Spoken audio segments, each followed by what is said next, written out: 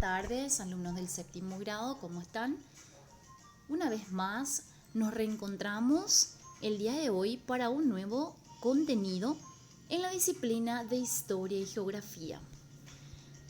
Para ello me gustaría que antes de iniciar la clase entonces miremos en pantalla estas imágenes, ¿verdad? Que por ejemplo nos viene en mente, ¿verdad? Vemos aquí a personas, ¿verdad? Vamos a decir que están realizando. Están fundando algunos lugares. Otros, vamos a decirlo así, están reencontrándose con otra gente, ¿verdad? A nuestra izquierda, por ejemplo, en la primera imagen, vemos algunos rasgos ingleses, ¿verdad? Por su forma de vestir, ¿verdad? Luego tenemos también un poquito rasgos franceses en la siguiente imagen, ¿verdad? Nos fijamos un poquito en la bandera, ¿verdad? También en la característica propia de las personas. Y en la siguiente imagen vemos también en un barco, ¿verdad? A personas que están, vamos a decir, reencontrándose con otras. Y un poquito aquí nos remitimos un poco a la colonización portuguesa, ¿verdad? Muy bien. Entonces, vamos a leer un poquito aquí este texto para poder interpretar un poco que en Europa en el siglo XVII las monarquías se volvieron absolutas. ¿Qué es lo que significa que se volvieron absolutas? Que el poder se concentraba solamente en el rey, ¿verdad? Entonces vamos a decir su poder era considerado como un origen divino y estos monarcas estaban dotados de una fuerte personalidad, con una gran capacidad y preparación ¿para qué? Para poder controlar el gobierno de manera eficiente. En ese entonces, la sociedad estaba compuesta por grupos de privilegiados y también había otros grupos de no privilegiados. Esto también se denominaba estamental. Muy bien, en Europa también vemos un poco que hubo una crisis en gran parte del continente. ¿Por qué, qué pasó aquí? Los buenos datos y el desarrollo alcanzado en el siglo XVI se frenaron. Y entonces el panorama se oscureció. ¿Qué empezó a venir? La población disminuyó. Hubieron, vamos a decir, epidemias, ¿verdad? Hubieron epidemias de peste, guerras interminables. O sea que vamos a decir una crisis económica. Como por ejemplo hubieron malas cosechas en ese tiempo, hubo hambrunas y como ya les había mencionado, guerras, ¿verdad? Todas estas interminables guerras que no solo provocaban muertes, sino también ellos pasaban mucha hambre, ¿verdad? No tenían con qué subsistir. A lo que habría que sumarse unas malas cosechas y empeoraron aún más las cosas, ¿verdad? Entonces vamos a fijarnos un poquito hoy nuestro tema, que es transformaciones económicas, establecimiento de haciendas, explotación minera, comercio, características de la colonización inglesa, francesa y portuguesa, la situación de los indígenas y los negros y la lucha por la libertad. Vamos a mirar un poquito cómo era la economía en ese siglo. Ya nos estuvimos fijando de a poco, ¿verdad? Cada una de las colonizaciones, cómo fue, por ejemplo, ¿verdad? Aquí en la imagen podemos ver, ¿verdad?, la colonización de estos países. Entonces vamos a centrarnos un poquito aquí y vamos a mirar cómo fue cambiando la economía, ¿verdad?, a partir de esta época entonces. Muy bien. Vamos a mirar un poquito nuestro material, donde nosotros tenemos la información donde dice rasgos históricos distintivos de la realidad americana. Vamos a mirar donde dice transformaciones económicas. Vamos a recordar un poco que en esta época, específicamente en el siglo XVII, ¿qué pasó acá? Vamos a decir, las explotaciones de plata comenzaron a descender de manera sostenida debido al agotamiento de las velas y falta de adelantos tecnológicos e inversiones. Otro gran problema de disminución de la población de nativos que prestaban su servicio. Entonces, como fue disminuyendo también la población, por ende también disminuyó la mano de obra, disminuyeron las inversiones y muchos más, ¿verdad? Entonces también fue una crisis entonces acá, ¿verdad? El sistema económico, por ejemplo, que rigió la política comercial en España, nos dice acá, fue el mercantilismo. ¿Qué es lo que sostenía el mercantilismo? La idea de vender mucho y comprar poco, ¿verdad? Luego tenemos un poquito el establecimiento de haciendas. ¿Qué pasó aquí? Por ejemplo, en las colonias ya se fueron formando grandes latifundios, se fueron creando haciendas, ya se venía, ya vamos a decir, gozar un poder social aquí, ¿verdad? Luego tenemos la explotación minera, la obtención de metales preciosos, por ejemplo, que era el principal objetivo de la colonización. Y en cuanto al comercio, miramos un poco que se contaba con un sistema de flotas para que ahí ellos controlaban y centralizaban el tráfico. En ese entonces, por ejemplo, las flotas partían desde diferentes lugares, ¿verdad? Llegaban al Río de la Plata.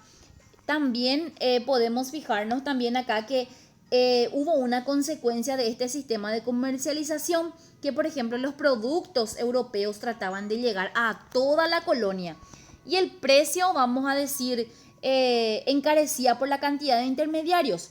Vamos a decir, siempre las personas que son intermediarias siempre tienen que ganar otra vez un poquito, ¿verdad? Entonces por eso se le hacía ya mucho esa cantidad, ¿verdad? Y también debían pagar otra vez, además de esos impuestos. Vamos a mirar un poco las características de la colonización inglesa, cómo era. Primeramente nos dice aquí que ellos contaban con mano de obra, que no contaban con mano de obra ni de yacimientos ni de metales, ¿verdad? Vamos a decir que siempre su actividad más importante fue la agricultura y la ganadería.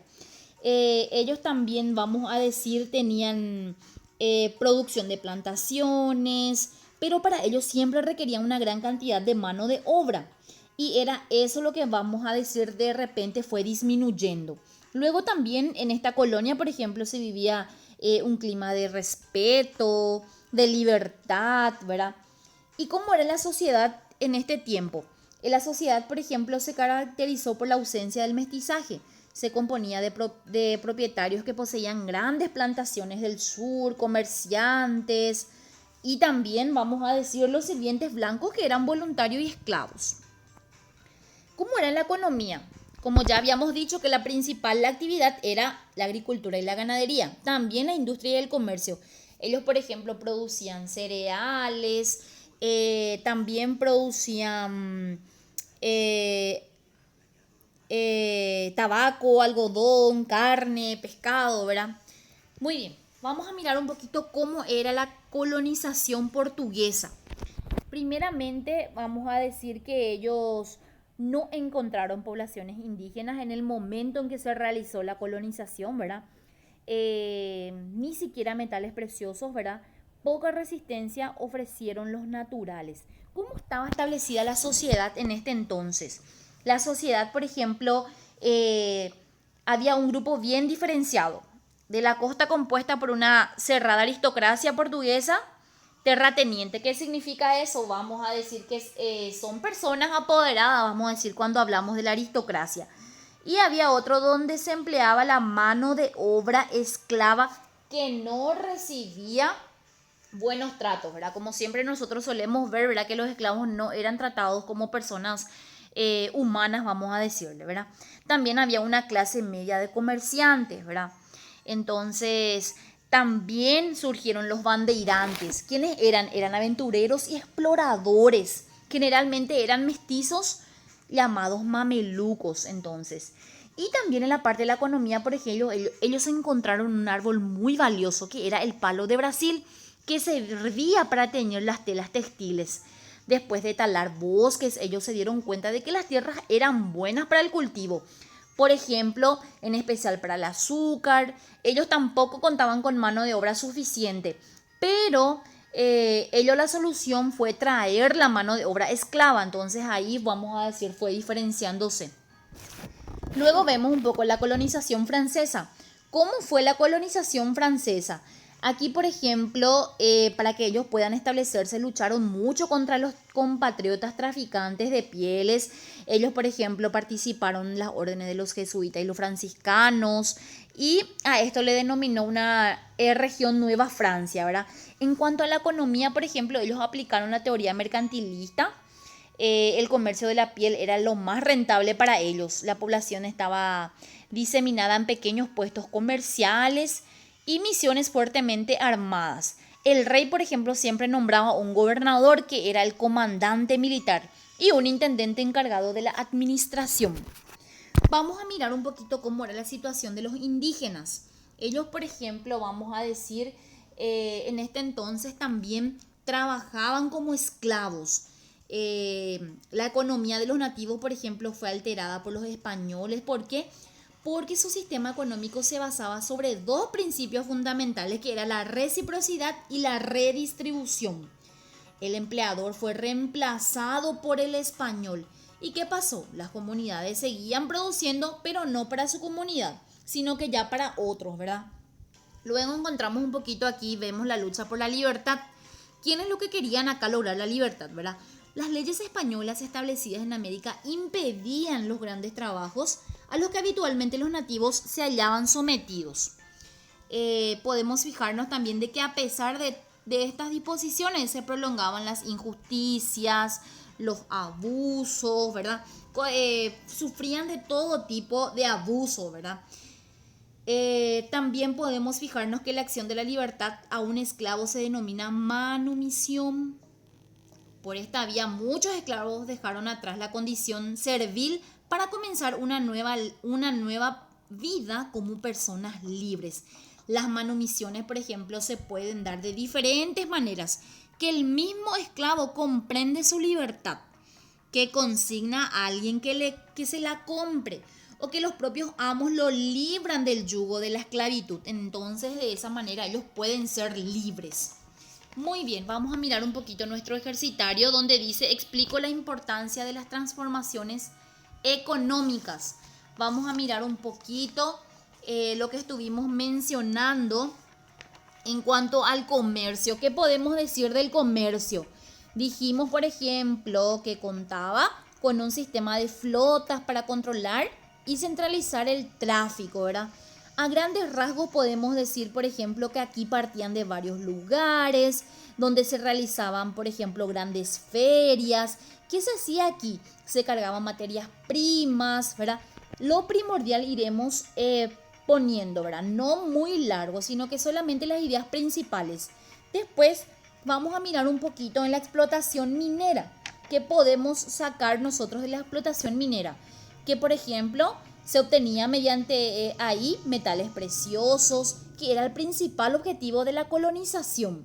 Por ejemplo, se explotaban los yacimientos desde México, también había una extracción de rudimentarias y utilizaban la mano de obra nativa. Todo lo principal. Ahora miraremos un poquito el establecimiento de la hacienda, ¿verdad? ¿Cómo era en este tiempo? Podemos decir, como ya habíamos mencionado, ¿verdad?, que se fueron formando grandes latifundios, ¿verdad? Se fueron creando la hacienda, se regía y se gozaba de un poder social, económico y de justicia, ¿verdad? ¿Cuál era la actividad principal en este entonces? La ganadería y la agricultura, ¿verdad? Muy bien. Luego dice en el número 2, escribe las características de la colonización inglesa. Vamos a escribir un poquito de cómo fue en grandes rasgos nada más, ¿verdad? Por ejemplo, podemos decir aquí, ¿verdad?, que no contaban con mano de obra, ¿verdad? Podemos también decir que ellos se dedicaron al sistema de producción de plantaciones.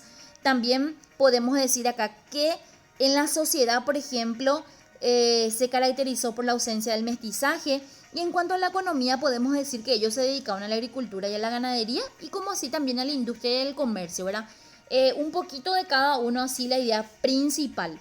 La misma cosa también vamos a hacer en la característica de la colonización francesa y así también la portuguesa, ¿verdad?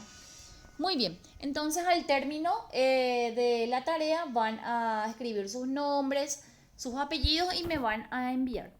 Entonces, de esa manera culminamos nuestra clase. Cualquier duda, cualquier consulta, entonces vamos a estar en línea. Nos reencontramos en la próxima clase. Que tengan una buena tarde.